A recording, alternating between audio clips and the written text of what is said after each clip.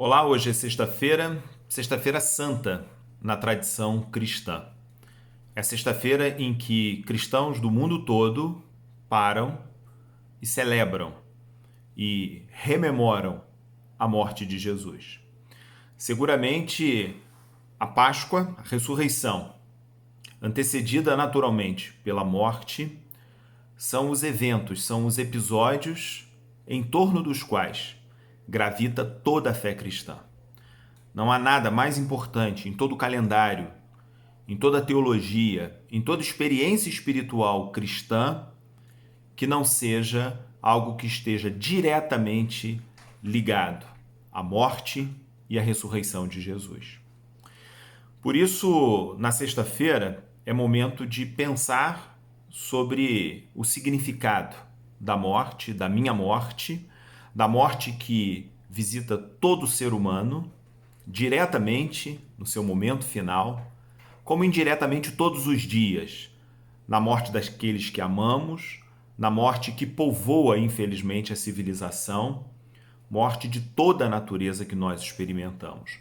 Morte genérica e morte concreta, aquela morte real a que todos nós estamos submetidos. Há muitas maneiras de interpretar a morte de Jesus. Uma foi aquela que ganhou traços de oficialidade e se tornou lugar comum. Jesus morreu para nos perdoar dos nossos pecados. A lógica que está por trás dessa morte compreendida como sacrifício vicário, um sacrifício substitutivo, ou seja, de um que morre no lugar dos outros para purgar o pecado dos outros, é uma visão que remonta lá ao Antigo Testamento, por exemplo. A ideia de um bode expiatório que carrega sobre si as chagas, os pecados, as impurezas de toda uma aldeia, de toda uma nação. Nesse sentido, a carta aos Hebreus, por exemplo, no Novo Testamento, trouxe exatamente essa interpretação. O sacrifício de Jesus, a morte de Jesus entendida como um sacrifício.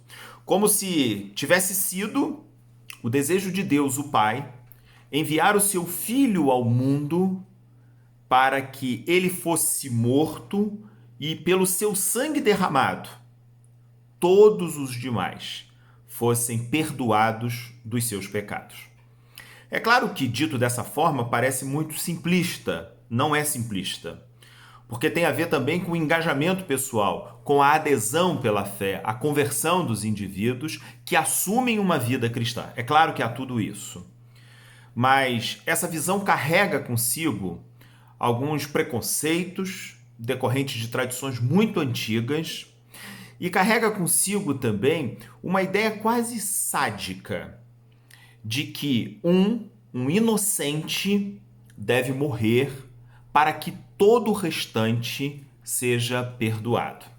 Essa lógica, a lógica de um Deus, Pai, que deseja o sangue de um filho inocente para perdoar toda a humanidade, é uma lógica que encontrou ao longo do tempo, ao longo das muitas reflexões sobre a Bíblia, sobre a teologia cristã, algumas oposições. Encontrou considerações se questionando muito sobre isso.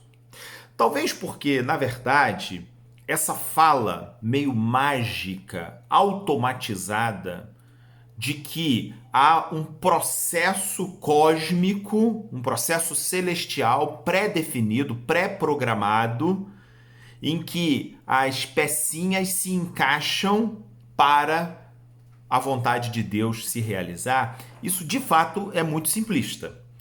E de fato isso talvez não traduza as intuições mais profundas que a teologia, que a experiência cristã foi acumulando ao longo dos séculos. Jesus não foi morto porque Deus desejou matar Jesus. Jesus foi morto porque a pregação de Jesus ao longo da sua vida culminou com um assassinato. Isso mesmo. A pregação de Jesus foi centrada no reino de Deus. Para Jesus, o ideal, a sua força, aquilo que fez com que ele pregasse e vivesse ao longo de toda a sua caminhada, foi essa ideia profunda, radical, essa ideia transformadora, que é a ideia do reino. O reinado de Deus sobre os homens, sobre a humanidade, sobre a história, sobre a civilização, sobre a natureza, o reinado de Deus sobre a criação. E sobre isso, Jesus foi até as últimas consequências. Jesus não apenas pregou, anunciou o reino de Deus como doutrina religiosa. Jesus vivenciou essa experiência de uma maneira profunda. Não apenas profunda no sentido de que alcançou seu significado mais íntimo, mas porque ele vivenciou na comunidade com os seus discípulos, no contato com as pessoas, naqueles que afluíam até ele e que de alguma maneira eram alcançados pelos seus gestos, pelas suas palavras, pelos sinais, milagres realizados durante a sua caminhada. O reino de Deus, no entanto, não era uma pregação inocente. O reino de Deus era uma pregação e uma vivência concreta daquelas pessoas, vivência essa que ameaçava determinadas autoridades. Autoridades judaicas do Templo de Jerusalém, no primeiro século da era cristã, autoridades romanas do Império Romano, precisamente da província da Síria e Palestina. Essas autoridades se viam ameaçadas por um homem, um carpinteiro do norte da região da Palestina, da Galileia, e que anunciava e que em torno de si reunia multidões que acreditavam no poder do reinado de Deus sobre as pessoas. Isso era profundamente revolucionário. E foi por essa razão que Jesus foi entregue às autoridades, e essas mesmas autoridades, num jogo de empurra para lá e para cá, entre o templo e a governadoria romana, nesse jogo de lava as mãos, condenaram Jesus e o assassinaram. A morte de Jesus, portanto, não foi um ato, não foi um gesto de Deus com a humanidade por meio de Jesus. A morte de Jesus foi resultado da sua própria vida e, em algum sentido, das escolhas que ele adotou. Entenda bem, Jesus não escolheu morrer, Jesus escolheu pregar o reino de Deus. E foi tão radical nessa sua escolha e tão consequente com ela que não conseguiu se livrar da morte no final. Se entregou nesse sentido, porque a morte constituiu-se como o ponto clímax da vida que ele empreendeu. Nas últimas horas, a experiência do Monte Getsemane, por exemplo, profundamente bela e triste, Jesus pede: Pai, afasta de mim esse cálice.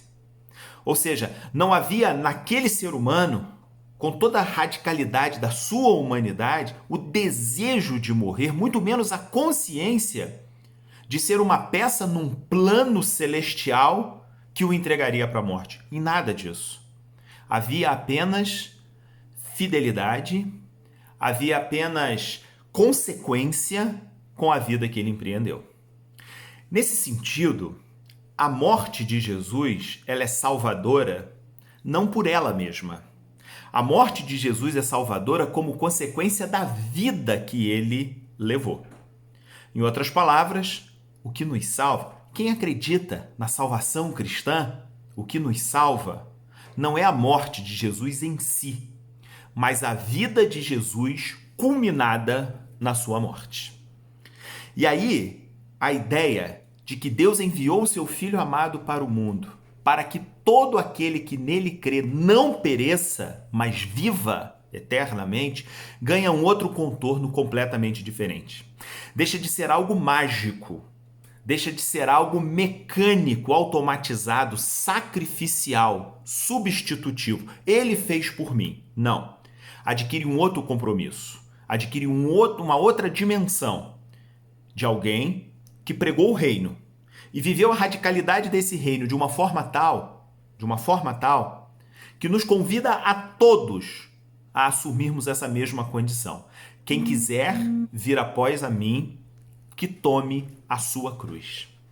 A cruz, portanto, que era o instrumento de tortura e execução de uma pena romana cruel, desumana, a qual foram submetidas centenas, milhares de pessoas ao longo do Império Romano, ela resumiu, ela circunscreveu a experiência da morte de um inocente.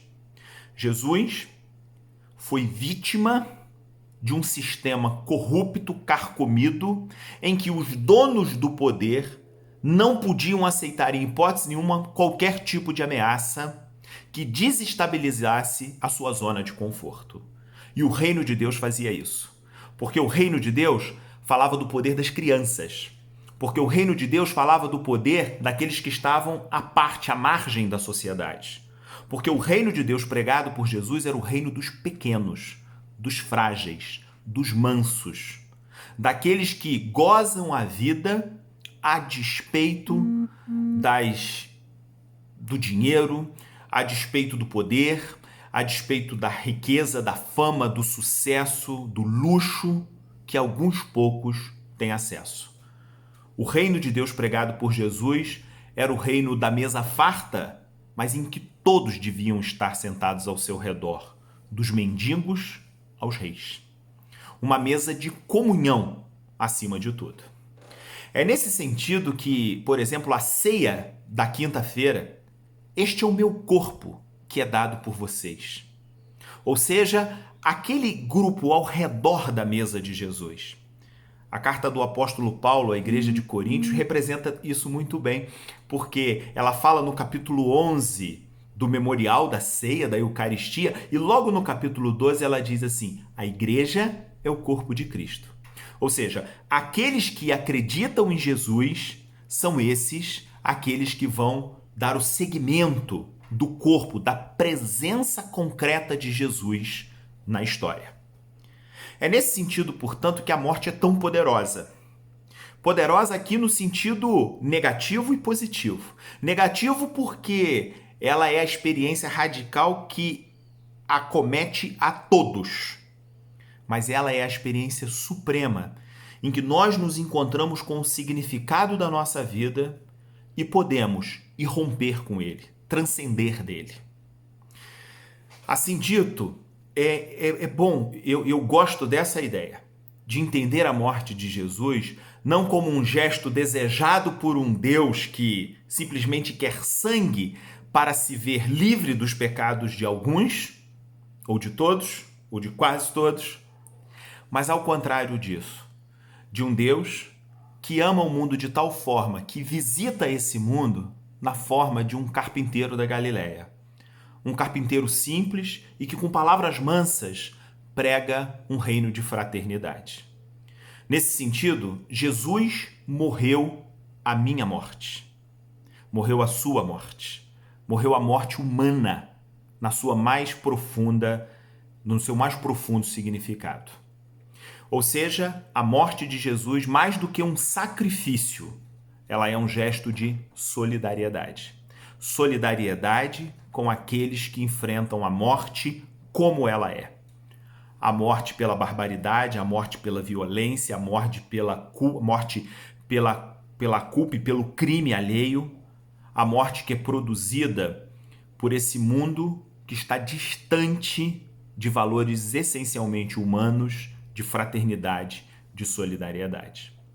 Talvez isso nos ajude a experimentar a Sexta-feira Santa, a morte de Jesus. Deus nos amou de um jeito tal que o que nos interessa a nós não é o significado que essa morte tem do ponto de vista mágico, ritual, automatizado. Menos do que isso. Diferente, mais do que isso, é a morte como gesto de solidariedade.